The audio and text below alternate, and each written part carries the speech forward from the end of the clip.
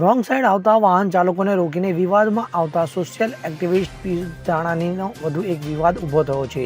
આ વખતે સુરત શહેરમાં પિયુષ ધાનાણીએ માલધારી સમાજ વિશે એક વિડીયો બનાવીને વિવાદાસ્પદ નિવેદન આપ્યું હતું। આ મામલે માલધારી સમાજ પિયુષ ધાનાણી સામે મેદાનમાં આવ્યો હતો અને તેનો વિરોધ કર્યો હતો, જે બાદ પિયુષ ધાનાણીએ માફી માંગી છે। તો મળતી માહિતી મુજબ પિયુષ ધાનાણી દ્વારા માલધારી સમાજ માટે અસભ્ય વર્તન કરતો ફેસબુક લાઈવ વિડીયો વાયરલ કર્યો હતો। પિયુષ ધાનાણીએ જણાવ્યું હતું કે રોડ પર આવતા ગાયોના દળના કારણે ટ્રાફિક જામ થાય છે, તો પશુઓ તો એટલા જ સમજદાર હોય છે કે તેઓ વાડ્યા વડે તેઓ પશુઓની જેમ જાડી ચામડીના નથી હોતા, પરંતુ ભેગા હોય તો તે જાડી ચામડીના હોય તો તેનો શું રસ્તો કાઢો તે મને નથી સમજાવતું। ત્યારે આખા રોડે હાંકવાની તેમને ટેવ છે। પિયુષ ધાનાણીના આ વિડીયોને કારણે માલધારી સમાજની લાગણી દુભાઈ હતી। તો આ મામલે વિવાદ કરતા પિયુષ ધાનાણી દક્ષિણ ગુજરાતના માલધારા સમાજની આગેવાનોની હાજરીમાં માફી માંગી હતી। નમસ્કાર।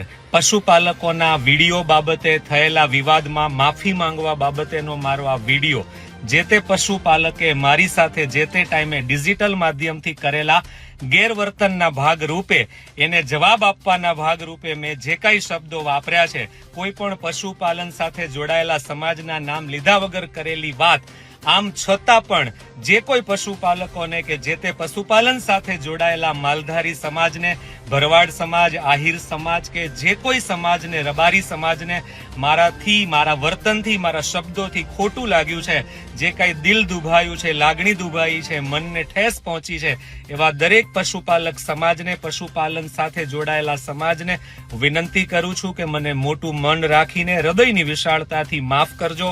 મને તમારો ભાઈ સમજીને, પોતાનો સમજીને મને માફ કરજો। મારે તમને ઠેસ પહોંચાડવાનો મારો કોઈ જ ઈરાદો નથી, તમારી લાગણી દુભાવવાની પણ મારી કોઈ જ ભાવના કે હેતુ નથી।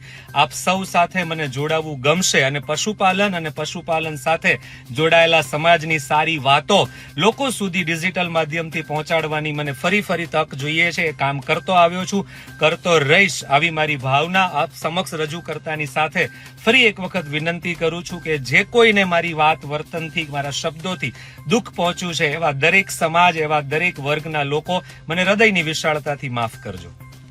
Bureau report CN24 news.